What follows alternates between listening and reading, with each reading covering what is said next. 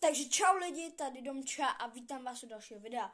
Zase máme po asi hodině další taste test. Tady máme ještě od Zero Caprisanu. A je to taste test taky z Lidlu. Boloňských špaget.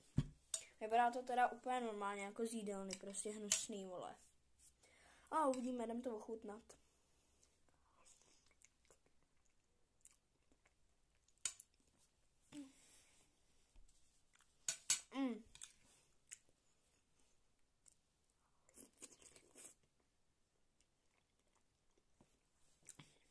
Chutná to jak chleba.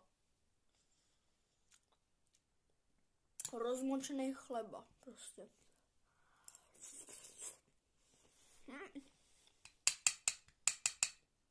A to maso je dobrý. To maso je fakt dobrý. Ale jinak je to kejda.